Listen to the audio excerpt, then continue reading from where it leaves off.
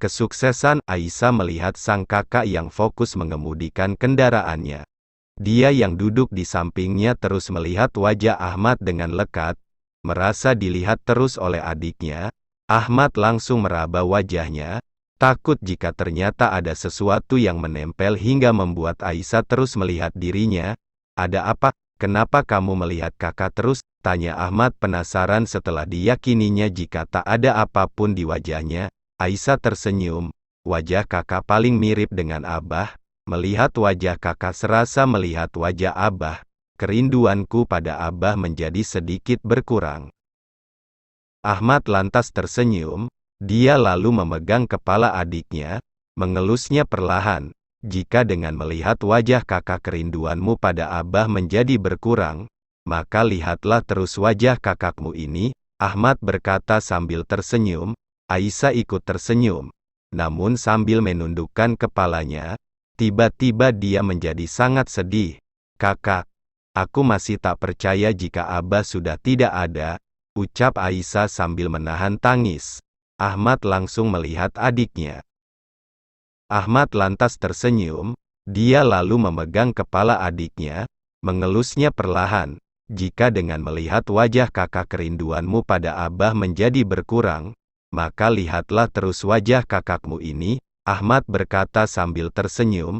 Aisyah ikut tersenyum, namun sambil menundukkan kepalanya. Tiba-tiba dia menjadi sangat sedih. "Kakak, aku masih tak percaya jika Abah sudah tidak ada," ucap Aisyah sambil menahan tangis. Ahmad langsung melihat adiknya. "Abah hanya pergi duluan, kita semua akan menyusulnya. Jika amalan kita sama, maka kelak kita akan dipertemukan lagi dengannya." Aisyah menganggukkan kepalanya. Mereka terdiam sejenak. "Dik, apa Umi sudah bercerita padamu tentang lamaran pada saudari-saudari kita?" Aisyah langsung mengangguk. "Kakak bingung, terutama untuk menentukan calon suami untuk Siti dan Lela. Kalau untuk Maryam, kakak tak terpikir untuk menikahkannya sekarang, umurnya baru 17 tahun. Seperti kamu, kakak dan Umi akan menikahkannya di umur 20 tahun saja." Aisyah mengangguk setuju. "Lela dan Siti menyerahkannya pada kita. Walaupun kakak sudah meminta mereka untuk memilih sendiri jodoh yang mereka inginkan. Karena itu pesan Abah." Aisyah terdiam. Dia mengerti kenapa kedua kakaknya melakukan itu. Mereka tahu jika pria yang dipilihkan untuk mereka pasti sudah paling yang terbaik. Dia juga tahu jika kedua kakaknya itu tidaklah trauma dengan rumah tangga sebelumnya. Mereka sadar jika semua laki-laki tidaklah sama. Aisyah disambut bahagia oleh kedua mertuanya. Dia langsung dipeluk dengan erat oleh sang mertua. Setelah berbincang sejenak dengan ayah, Ahmad lalu pamit untuk kembali ke pondok pesantren. Ibu lalu mengajak menantunya untuk duduk.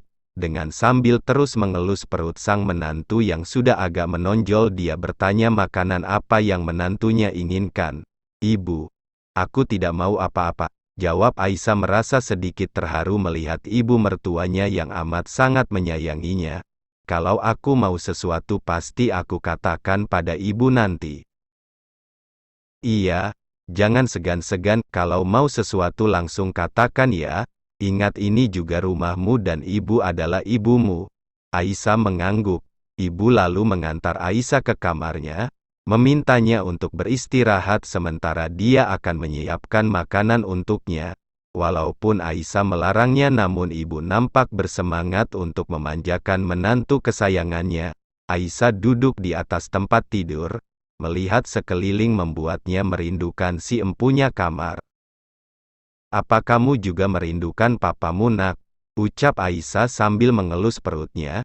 Tiba-tiba ponselnya berdering. Dia langsung tersenyum senang melihat jika orang yang dirindukannya menelepon. "Kami baru saja membicarakanmu," ucap Aisyah setelah menjawab salam sang suami. Kamu pasti sedang mengobrol dengan ibu, bukan, ayah?" "Bukan juga." Lalu, Alfian penasaran. "Aku sedang mengobrol dengan anakku." Alfian tersenyum. "Apa yang kalian obrolkan?" "Kami merindukanmu." "Aku juga." Aku juga sangat merindukan kalian. Aisyah tersenyum sambil mengelus perutnya. Katakan, apa anakku nakal hari ini? Apa dia membuat ibunya kerepotan? Tidak, hari ini justru kami makan banyak, banyak sekali. Jangan kaget ya jika pulang nanti. Aku sudah gendut. Alfian tertawa. Tidak, aku malah sangat ingin melihatmu gendut. Tunggulah, tidak akan lama lagi aku pasti akan gemuk, dengan perut yang buncit dan pipi yang tembem. Keduanya tertawa cekikikan. Malam hari, ibu membawakan makan malam Aisyah ke kamarnya. Kenapa ibu repot-repot? Aku akan makan bersama ibu dan ayah di bawah. Ibu lalu mengatakan jika ada keponakannya datang. Dia seorang laki-laki yang umurnya hampir sama dengan Alfian. Saudara sepupuan ini tumbuh besar bersama seperti layaknya kakak beradik. Aisyah akhirnya mengerti kenapa dia tak bisa makan malam bersama. Ibunya tahu jika dia akan kerepotan jika harus makan dengan mengenakan cadarnya. Ibu, apa yang datang itu Kak Andre? Iya, kamu tahu, suamiku sering membicarakannya. Katanya dia sangat merindukannya karena sudah lama tidak bertemu. Ibu terdiam. Andre sekarang berbeda dengan Andre dulu. Ibu tidak menyukainya. Kenapa? Bukankah kata suamiku dia sudah menjadi orang yang sukses? Iya, dia sudah sukses sekarang, tapi kesuksesannya membuatnya lupa diri. Aisyah terdiam. Beberapa saat kemudian, Aisyah turun ke bawah. Ibunya memintanya untuk turun karena Andre yang ingin mengenal istri Alfian. Sesampainya di bawah dia melihat seorang laki-laki yang sebaya dengan suaminya tengah mengobrol bersama kedua mertuanya. Melihat kedatangan Aisyah, Andre tampak menahan senyumnya. Dia tampak menggeleng-gelengkan kepalanya. Jadi ini istrinya Alfian. Andre melihat penampilan Aisyah dari bawah hingga ke atas. Aisyah lalu diajak duduk oleh ibu mertuanya. Aku pikir dia akan menikah dengan dokter itu. Rupanya dia kalah dan harus menikahi wanita pilihan orang tuanya. Andre terdengar mengejek, melihat Aisyah dengan tatapan merendahkan. Apalagi dengan cadar yang menutupi wajahnya. Andre merasa jika istri Alfian sangat norak dan ketinggalan zaman. Aisyah terdiam, namun berbeda dengan ibu yang nampak geram. Namun dia tak bisa mengatakan apapun. Mereka melanjutkan perbincangan lagi. Lebih banyak Andre yang terus membanggakan diri dengan kesuksesannya karirnya.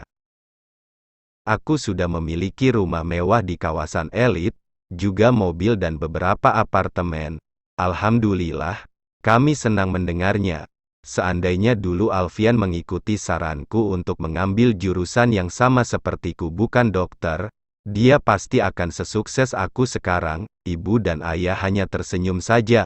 Oh iya, apa kamu belum terpikirkan untuk menikah? Andre tertawa. Buat apa menikah? Aku sudah bahagia dengan hidupku sekarang. Mempunyai istri hanya akan membuat kepalaku pusing saja. Kalau soal wanita aku bisa bergonta-ganti pacar setiap hari. Andre tertawa lepas. Ayah dan ibu saling berpandangan. Menikahlah karena menikah itu ibadah. Tak baik seperti ini terus. Ibadah? Aku bahkan lupa kapan terakhir kali aku salat. Andre kembali tertawa. Ayah dan ibu tampak kaget. Lain halnya dengan Aisyah yang tersenyum. Allah tidak menciptakanmu hanya untuk mencari uang lalu mati. Andre yang tertawa langsung menutup mulutnya sambil melihat Aisyah. Semua yang Anda banggakan ada di dunia ini. Padahal dunia adalah tempat meninggal bukan tempat tinggal. Jangan lupa untuk subscribe apabila konten ini dianggap bermanfaat.